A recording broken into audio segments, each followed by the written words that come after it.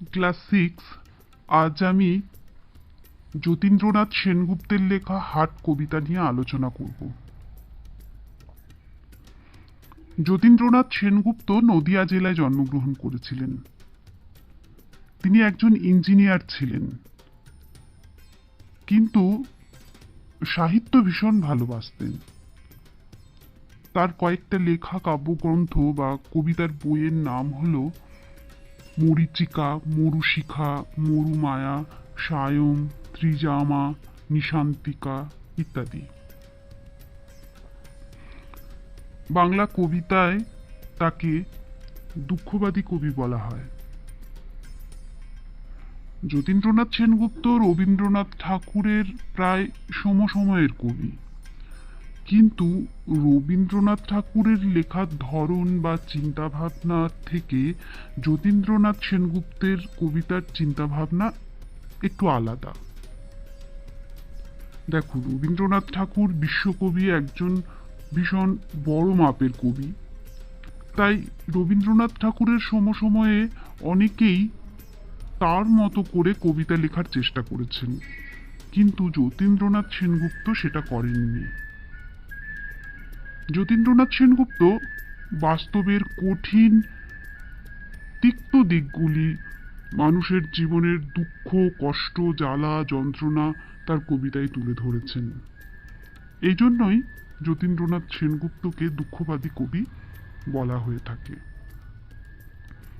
তোমাদের যে বইয়ে কবিতাটা রয়েছে যতীন্দ্রনাথ সেনগুপ্তের হাট কবিতাটি, এই কবিতাটি তার প্রথম কাব্যগ্রন্থ বা কবিতার বই মরীচিকা থেকে নেওয়া হয়েছে। এরপর আমরা কবিতাটা পড়ে পড়ে মানেগুলো বোঝার চেষ্টা করি। দূরে দূরে গ্রাম 10-12খানি, মাঝে একখানি হাট। শহর থেকে অনেক দূরে যে জনপদগুলি রয়েছে, যেখানে শহরের সুবিধাগুলো নেই, মানে যথাযথভাবে সুবিধাগুলো নেই, সেই সব জনপদগুলোকেই আমরা তো গ্রাম বলি। তো এখানে কবি বলেছেন এই রকমই 10-12খানি গ্রাম দূরে দূরে অবস্থিত, এরকম 10-12খানি গ্রামের মাঝখানে গড়ে উঠেছে একটি হাট। হাট বলতে এমন একটি জায়গা, এমন একটি বেচা কেনার জায়গা, যেখানে সপ্তাহে একদিন বা দুদিন ক্রেতা বিক্রেতার দল এক জায়গায় তাদের জিনিসপত্রগুলো নিয়ে আসে এবং কেনা বেচা করে। সেই রকমই একটি হাটের কথা এখানে বলা হয়েছে।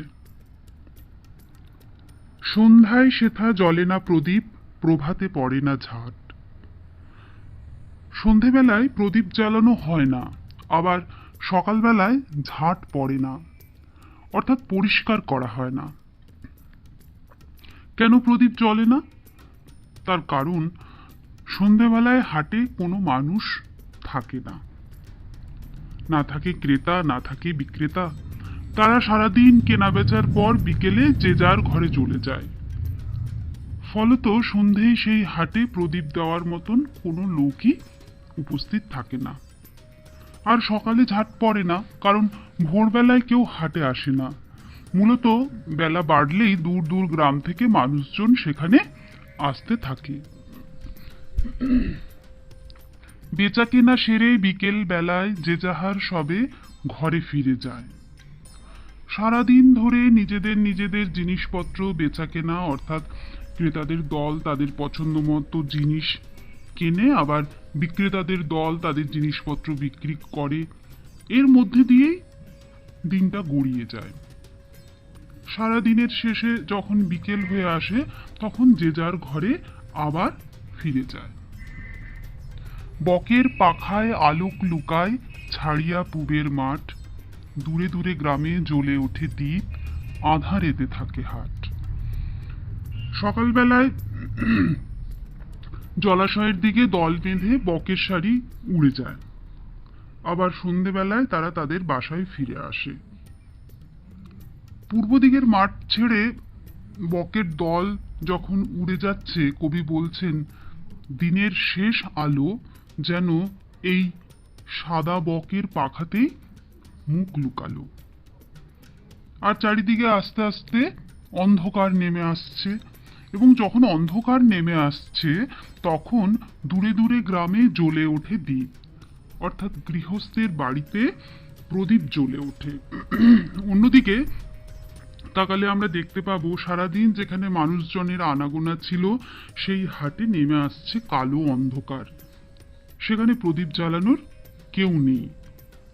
আঁধারেতে থাকে হাট, হাট আঁধারের মধ্যে থাকে। এরপর পরের পাতায় যাও, কবিতার পরের পাতায়। নিশা নামে দূরে শ্রেণীহারা একা ক্লান্ত কাকের পাখে। তাহলে নিশা, নিশা মানে অন্ধকার রাত্রি, অর্থাৎ অন্ধকার রাত্রি নেমে আসছে, দূরে অন্ধকার রাত্রি নেমে আসছে, কবি দেখতে পাচ্ছেন। এবং শ্রেণীহারা একা ক্লান্ত কাকের পাখে, অন্ধকার কিভাবে নেমে আসছে তার একটা সুন্দর উপমা দিয়েছেন কবি এখানে। একটা কাক, সে তার দল থেকে বিচ্ছিন্ন হয়ে গেছে, সঙ্গীহীন হয়ে গেছে, আলাদা হয়ে গেছে। সেরকম একটি ক্লান্ত কাকের পাখে অর্থাৎ পাখনায় ভর করে অন্ধকার নেমে আসছে, রাত্রি নেমে আসছে। এ এক অদ্ভুত উপমা। কালো একটি পাখি কাক, তার পাখনায় ভর করে দূরে অন্ধকার নেমে আসছে, কবি এটা দেখেছেন। নদীর বাতাস ছাড়ে প্রশ্বাস পার্শ্বে পাকুর গাছে। তাহলে পাকুর গাছ হলো বরজাতীয় এক ধরনের গাছ, বড় গাছ। আমরা জানি দিন যখন শেষ হয়ে আসে নদীর ধারের থেকে, নদী থেকে একটা ঠান্ডা বাতাস প্রবাহিত হতে থাকে। সেই বাতাস নদীর পাড়ে থাকা একটি পাকুর গাছের শাখায় আঘাত করছে এবং কবির মনে হচ্ছে যেন নদী শ্বাস প্রশ্বাস ছাড়ছে এবং সেই নদীর প্রশ্বাসের বাতাসের আঘাত এসে পাকুর গাছে শাখায় লাগছে। হাটের দোচালা মুদিল নয়ান। দোচালা অর্থাৎ দুইটি চালযুক্ত বাড়ি। সাধারণত হাটে যে দোকানগুলো আমরা দেখে থাকি সেগুলো বাঁশ বা দরমা, বেড়া ইত্যাদি দিয়ে তৈরি হয়। সেই দোকানগুলো যদি দেখতে পাবে দোকান যখন খুলে তখন দোকানের মালিক সামনের অংশটি সরিয়ে রাখে বা বাঁশ দিয়ে উঁচুতে তুলে রাখে। যেসব দোকান আমরা শহরে বা গ্রামে দেখি, যে দোকানগুলো নিত্যদিন খোলে সেই দোকানগুলো অন্যরকম হয়, গ্রিল দেওয়া থাকে, অন্যরকম তাদের দরজা হয় শক্তপোক্ত। কিন্তু হাটের দোকান, যে দোকানগুলোতে প্রত্যেক দিন দোকানি আসে না, সপ্তাহে একদিন কি দুদিন আসে, সেগুলো অনেকটা অবহেলায় তৈরি হয়, বাঁশ দিয়ে, কাঠ দিয়ে ঠুনকো ভাবে তৈরি করা হয়। তাহলে এই দোকানের সামনের অংশটা এভাবে একটাকে ঝাপ বলা হয়, যেটাকে দোকানের ঝাপ বলা হয়। সেই অংশটা দোকানদার তুলে রাখেন বা খুলে রাখেন। কিন্তু সারা দিনের শেষে মানুষ যেমন ক্লান্ত হয়ে যায়, ক্লান্ত হয়ে গিয়ে তার চোখে যখন ঘুম আসে, চোখ বন্ধ হয়ে আসে, ঠিক সেই রকমভাবেই সারা দিনে হাটে মানুষের আনাগোনা বিক্রি বাটার পর দোকানদার যখন দোকান বন্ধ করেন, সেই তার দোকানের চালাটা নামিয়ে বন্ধ করেন, যেন মনে হয় যেন দোকানটিও চোখ বুজছে। কারো তরে তার নাই আহ্বান, অর্থাৎ এই দোকানটি এখন বন্ধ হয়ে গেছে, এখন আর কেউ মানুষজন আসবে না, হাট ভেঙে গেছে, তাই সে এখন কাউকেই ডাকছে না। বাজে বায়ু আসি বিদ্রুপবাসী জীর্ণ বাঁশের ফাঁকে। আমি আগেই বললাম যে হাটের দোকানগুলো বাঁশ ইত্যাদি দিয়ে তৈরি হয় এবং খুব একটা যত্নে তৈরি হয় না, আর দীর্ঘদিন ধরে অযত্নে অবহেলায় বাঁশের খুঁটিগুলি জীর্ণ হয়ে যায়, ক্ষয়ে যায়। আর নদীর থেকে যে বাতাস বইতে থাকে তা ওই ফাটা বাঁশের মধ্যে দিয়ে যখন বয়ে যায় এক অদ্ভুত ধ্বনি সৃষ্টি করে। আর যে ধ্বনির সঙ্গে বাঁশির ধ্বনির মিল খুঁজে পেয়েছেন কবি। কিন্তু এই ধ্বনিটার মধ্যে, এই বাঁশির ধ্বনির মধ্যে যেন বিদ্রূপ আছে। বিদ্রূপ মানে কি? বিদ্রূপ মানে ব্যঙ্গ। অর্থাৎ হাটে যে দোকানগুলো আছে সেই দোকানের যে খুঁটি, বাঁশের খুঁটি দীর্ঘদিন ধরে অবহেলায় অযত্নে জীর্ণ হয়ে গেছে, ঘুণ ধরে গেছে, ফেটে গেছে। সেই খুঁটির মধ্যে দিয়ে যখন নদীর বাতাস এসে প্রবাহিত হয়, একটা শব্দ হয়, কবির মনে হয়েছে এই শব্দ যেন বাঁশির শব্দের মতো, কিন্তু এই বাঁশির শব্দের মধ্যে একটা ব্যঙ্গ আছে। আসলে সারাদিন হাটে যে লোকের যাতায়াত ছিল তা বন্ধ হয়ে গেছে। একটা অসীম একটা নিস্তব্ধতা রয়েছে হাটের মধ্যে এখন, যখন হাট ভেঙে গেছে, চারিদিক চুপচাপ। হাটের এই নিঃসঙ্গতাকে যেন বাতাস এসে ওই বাঁশি বাজিয়ে, ফাটা বাঁশে বাঁশি বাজিয়ে যেন একটা বিদ্রূপ করছে, একটা ব্যঙ্গ করছে। বা অন্যভাবে বলা যায় যে সারাদিন ধরে ক্রেতা বিক্রেতারা নিজের নিজের লাভের কথা ভেবেছে এবং দিনের শেষে নিজেদের ঘরে ফিরে গেছে। এখন হাট সম্পূর্ণভাবে নিঃসঙ্গ, রিক্ত, এই অবস্থায় পড়ে রয়েছে। এই ব্যাপারটাকেই যেন বাতাস প্রবাহিত হয়ে ব্যঙ্গ করছে। নির্জন হাটে রাত্রি নামিল একক কাকের ডাকে। দেখো, আগেই বলেছিলাম যে কবি বলেছেন যে একটি কাক শ্রেণীহারা হয়ে গেছে, দল ছাড়া হয়ে গেছে। সেই কাকের ডাকে সেই হাটের মধ্যে রাত নামলো। কাকটিও নিঃসঙ্গ, হাটটিও নিঃসঙ্গ। দিবসেতে সেটা কত কোলাহল, চেনা অচেনার ভিড়ে, কত না ছিন্ন চরণ চিহ্ন ছড়ানো সে ঠাই গিরে। ঠাই মানে আশ্রয়, ঠাই মানে স্থান। দিনের বেলা এখানে প্রচুর মানুষের আনাগোনা হয়, চেনা অচেনা অনেক লোক আসে এখানে, কোলাহল হয় অর্থাৎ চেঁচামেচি হয়। সবাই ভালো জিনিস নিতে চায়, ক্রেতা বিক্রেতা উভয়েই লাভ করতে চায়। হাটে কত মানুষের পায়ের ছাপ পড়ে, আবার সেই ছাপের ওপর অন্য মানুষের পায়ের ছাপ পড়ে, তাই আগের ছাপগুলো ছিন্ন হয়ে যায়, ছিঁড়ে যায়। সেই ঠাইয়ে, ঠাই মানে হচ্ছে স্থান বা আশ্রয়। ক্রেতারা যা কিনবে তা আসল কিনা যাচাই করার চেষ্টা, দর জানার চেষ্টা তারা তো করবেই। তাই সেখানে মাল চেনাচেনি, দর জানাজানি, কানাকড়ি নিয়ে কত টানাটানি। দেখো, সবাই তো ভালো জিনিস কিনতে চায় না? হাটে গিয়ে যারা ক্রেতা তারা মাল জিনিসপত্রগুলো দেখে পরখ করে চিনতে চাইছে আসল না নকল, বা দাম কত বিক্রেতার কাছে সে জানতে চাইছে। কানাকড়ি নিয়ে টানাটানি করছে। কানাকড়ি মানে কি? আগেকার দিনে কড়ি দিয়ে জিনিসপত্র কেনা হতো, এখন যেমন আমরা টাকা পয়সা দিয়ে জিনিসপত্র কিনি, আগেকার দিনে কড়ি দিয়ে জিনিসপত্র কেনা হতো। কিন্তু এখানে কানাকড়ি বলতে এখন বোঝানো হয়েছে যে সামান্য টাকা। অর্থাৎ জিনিসপত্র নিয়ে ক্রেতারা দাম দর করছে। তো আবার যখন কোনো ভালো জিনিস পাচ্ছে সেই জিনিস পাওয়ার জন্য হানাহানি করে, ঠেলাঠেলি করে ভালো জিনিস নিয়ে নেওয়ার চেষ্টা করছে অনেকেই। এবং এভাবে কেউ ব্যাগ ভরে নিয়ে যাচ্ছে, আবার কেউ বা যাচ্ছে খালি হাতে। কেউ খালি হাতে ফিরে যাচ্ছে। কত কে আসিল, কত বা আসিছে, কত না হাসিবে হেতা, ওপারের লোক নামালে পসরা, ছুটে এপারের ক্রেতা। কত লোক আসছে এসেছে এই হাটে, কত লোক আসছে, আবার কত লোক আসবে। তাই যখন কোনো বিক্রেতা পসরা নামায়, ওই পার থেকে এনে পসরা নামায়, নতুন জিনিসপত্র আনে, তখন এপারের ক্রেতারা ছুটে যায় আগ্রহ ভরে সেগুলো কিনবার জন্য।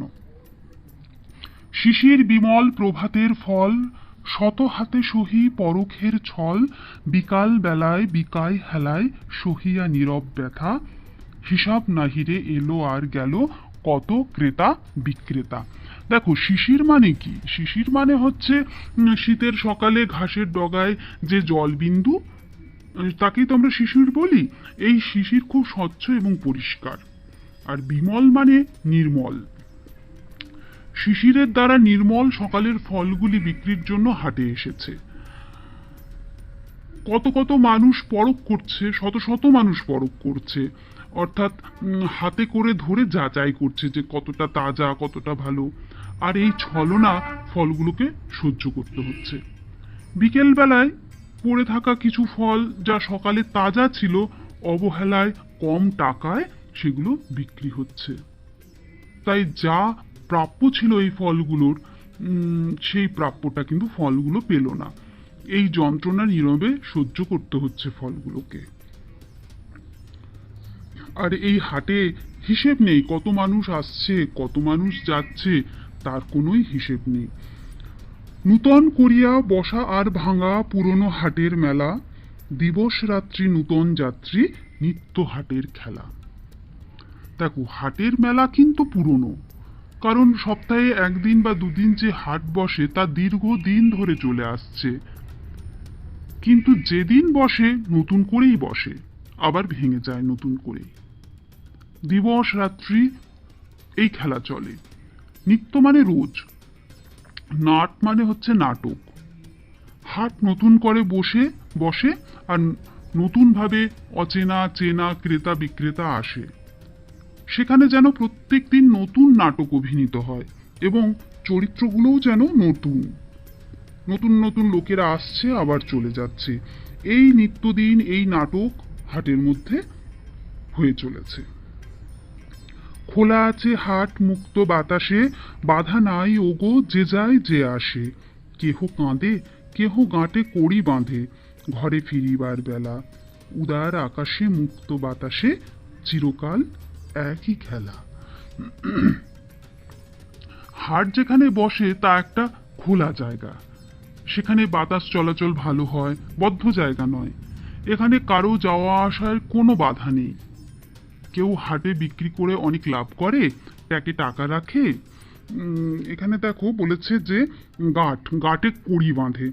গাঁট মানে হচ্ছে ট্যাগ, অর্থাৎ সঞ্চয় করে রাখার একটা পকেটের মতন, তাকে গাঁট বলা হয়। কেউ টাকা রাখে, যে টাকা লাভ করতে পারে তার মুখে হাসি থাকে, হাসি মুখে সে ফিরে যায়। আবার কেউ সারাদিন ধরে তেমন বিক্রি করতে পারেনি, তাই তার চোখে জল। উদার আকাশে মুক্ত বাতাসে চিরকাল এই খেলা হয়। আকাশ এবং বাতাস উদার এবং মুক্ত, অর্থাৎ আকাশটা কোনো একজন মানুষের জন্য নয়, সীমাবদ্ধ নয়, এখানে সবার সমান অধিকার। এই মুক্ত বাতাসে উদার আকাশে সবার কাছেই সমান। আর এই মুক্ত বাতাসে এবং উদার আকাশে চিরকাল এই খেলা চলে আসছে। যতীন্দ্রনাথ সেনগুপ্তের হাট কবিতাটি একটি নিছক সাধারণ কবিতা নয়, এটি একটি রূপক কবিতা। এখন রূপক কবিতা কাকে বলে এটা তোমাদের কাছে একটু জটিল লাগবে। রূপক কবিতা হচ্ছে আসলে এমন কবিতা যে কবিতায় দুটি অর্থ থাকে। কবিতার যে বিষয়বস্তু সেটা পড়লে একটা বাইরের অর্থ থাকে এবং একটি গভীর অর্থ থাকে। এই দুটি অর্থ সমানভাবে যে কবিতায় চলতে থাকে সেই কবিতাগুলোকে রূপক কবিতা বলা হয়। এই হাট কবিতায় আসলে কেবল একটি গ্রামীণ হাটের বর্ণনা রয়েছে কেবল তা নয়, কিন্তু এ যেন জীবনের হাট। হাট যেন জীবনের একটি সত্যকে প্রকাশ করেছে এখানে। দেখো, হাট যেখানে বসে সেই স্থান পুরাতন, কিন্তু নতুন করে গড়ে ভাঙে, নতুন মানুষ আসে যায়, কেউ লাভ করে কেউ লোকসান করে, কেউ হাসে কেউ কাঁদে। হাট যেমন নতুন করে গড়ে, তেমনি নতুন নতুন মানুষের জন্মও হয় পৃথিবীতে। সারাদিন ধরে হাটে যেমন মানুষের কথাবার্তা, সুখ দুঃখ হাসি কান্না শোনা যায়, তেমনি যেসব মানুষেরা নতুন জন্মালো পৃথিবীতে, সারা জীবন ধরে কেউ সুখ লাভ করে তো কেউ দুঃখ লাভ করে। সারা জীবন ধরে তাদের পাওয়া না পাওয়ার একটা হিসেব চলতে থাকে। আবার দিনের শেষে যেমন হাট ভেঙে যায়, তেমনি একটা সময় পর মানুষকেও জীবনের হাট ছেড়ে পরলোকে চলে যেতে হয়। হাট ভাঙা গড়া যেমন সত্য, জীবন মৃত্যুও কিন্তু সত্য। আর এই হাট চলাকালীন ক্রেতা বিক্রেতাদের লাভ ক্ষতি হয়, তেমনি জীবনের হাটেও সফলতা বিফলতা পাশাপাশিভাবে চলতে থাকে। হাটের যেমন স্থানটা থেকে যায়, কেবল নতুন করে ভাঙে গড়ে, তেমনি এই পৃথিবীটা থেকে যাচ্ছে, পৃথিবী এই রঙ্গমঞ্চটা থেকে যাচ্ছে, জীবনের এই রঙ্গমঞ্চটা থেকে যাচ্ছে। কিন্তু এই উদার আকাশে, মুক্ত বাতাসে চিরকাল ধরে মানুষ আসছে, এসে মানুষ এই পৃথিবীতেই কেউ কেউ সুখ লাভ করছে, কেউ দুঃখ লাভ করছে, কেউ হাসছে, কেউ কাঁদছে, কেউ জীবনে সফল হচ্ছে, কেউ ব্যর্থ হচ্ছে। এই কেউ সফলতা ব্যর্থতা যে যাই হচ্ছে, সেটা নিয়েই তাকে একসময় পৃথিবী থেকে চলে যেতে হচ্ছে। যেভাবে হাট গড়ে, ঠিক সেরকমভাবে মানুষ পৃথিবীতে আসে, জীবন গড়ে, এবং যেভাবে হাট ভেঙে যায়, মানুষের জীবনের হাটও সেইভাবেই ভেঙে যায়। সফলতাই হোক আর বিফলতাই হোক, তাই নিয়েই তাকে পৃথিবী থেকে একদিন চলে যেতে হয়। চিরকাল ধরে এই উদার আকাশ এবং মুক্ত বাতাসের তলে এই খেলা কিন্তু পৃথিবীতে চলেই আসছে। ভিডিওটা ভালো লাগলে একটা লাইক দেবেন, আর শেয়ার করে বন্ধুদের দেখার সুযোগ করে দেবেন। আর অবশ্যই সাবস্ক্রাইবটা করে নেবেন, কেননা সাবস্ক্রাইব একদম ফ্রি, কোনো পয়সা লাগে না। ধন্যবাদ।